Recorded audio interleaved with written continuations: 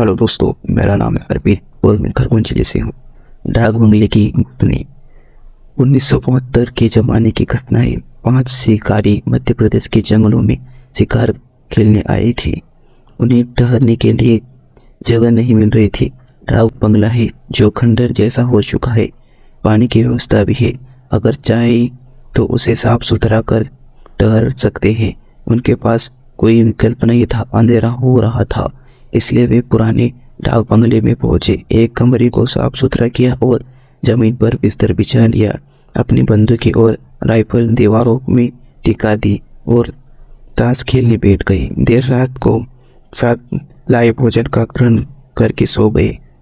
उस समय एक ने एनसी को नींद नहीं आ रही थी। उसने सिगरेट जलाई और उसके कष्ट ले रहा था। तभी उसने देखा कि खिड़की में एक हाथ बढ़ता हुआ उसकी गर्दन की ओर आ रहा है। वह चौंक उठा और जोर से चिल्लाने लगा। अन्य लोग उठ गए। हाथ गायब हो गया। उसने सबको घटना की जानकारी दी और उन्होंने कहा कि यह तुम्हारा भ्रम होगा या कोई सपना। खिलाड़ी ने इतनी दूर हाथ कैसे पहुंचेगा? नई जगह में कभी कभी ऐसा लगता है। सो जाओ, कहीं कुछ नहीं। उसने लाख विश्वास दिलाने की कोशिश की, यह सच है, लेकिन किसी ने विश्वास नहीं किया। सारे लोग फिर सो गए। उसने फिर सोने की कोशिश की, लेकिन नींद नहीं आई। सुबह उठकर सभी लोग नाश्ता पानी कर शिकार की तलाश में निकल गए। उस दिन सिर्फ कुछ वन मुर्गियों मिली, जिन्हें शाम को पकाकर उन्होंने खाया। थोड़ा टहल घूम कर वे ताश खेलने लगे। तभी पायल की आवाज आई, जैसे कोई दौड़ता हुआ जा रहा हो। इतनी रात में कौन औरत जंगल में दौड़ रही है? उनके मन में सवाल उठा।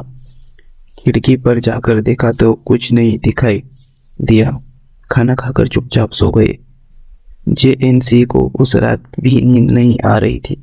वे उस हाथ के बारे में सोच रहे थे। तभी झपकी लगी। आँख खुली तो देखा कि खिड़की में एक हाथ उसकी गर्दन तक पहुंच चुका है। खिड़की पर एक लड़की खड़ी हंस रही है। वे चिल्लाए। सभी लोग उठ गए। उन्होंने पूरी बात बताई और कहा कि चिल्लाता नहीं तो मेरी गर्दन दबा। सभी लोग खिड़की के पास गए तो जंगल की ओर एक लड़की जाती हुई दिखाई पड़ी। उसके पायों की आवाज आ रही थी। सभी लोगों को विश्वास हो गया कि कुछ न कुछ तो गड़बड़ है। उसी की बात करते हुए वे सो गए। अगले दिन वे लोग नाश्ता पानी कर शिकार के लिए निकले। रास्ते में कुछ आदिवासी मिले। उन्हें पूछा कि आप लोग किधर जा रहे हैं? उन्होंने बताया कि शेर का शिकार करने आए थे, वह मिल नहीं रहा है तो अब हिरन मार कर चले जाएंगे। आदिवासी ने पूछा कि ठहरे कहाँ है? उन्होंने बताया कि पुराने डाक बंगले में। आदिवासी ने ये चौंक कर पूछा कि कब से ठहरे हैं? उन्होंने बताया कि 2 दिन हो गए। आदिवासियों ने हैरानी से पूछा कि 2 दिनों ने ठहरने हैं और जीवित है? क्या मतलब साहब? वहाँ भूत डाक बंगला है। वहाँ एक लड़की की भटकती आत्मा है जो हर डरने वाले को मार डालती है। किसी की आत्मा वह एक केयर टेकर की बेटी थी। एक बार केयर टेकर बीमार था और कुछ शिकारी ठहरे हुए थे। चौकीदार के बीमार होने के कारण उसकी बेटी ही उन्हें खाना पानी देने जाती थी। उन्होंने उसके साथ जबरदस्ती की और उसे मार डाला। तभी से डाक बंगला वीरान हो गया और भूला भटका ठहरा था तो लड़की की आत्मा उसे मार डालती है। बंगला भूताना हो गया। आप लोग भी वहां से हट जाइए। रुकने का विचार तो गांव में चलिए आइए। उन्होंने लोगों ने रात किसी तरह काटी और सुबह होते ही वापस लौटने की तैयारी करने लगे। रात को वह लड़की खिड़की के पास आई और बोली कि देवी देवताओं की कृपा से तुम्हें बचा लिया है, फिर कभी इधर मत आना।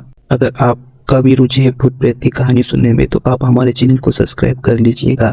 Thank you for watching.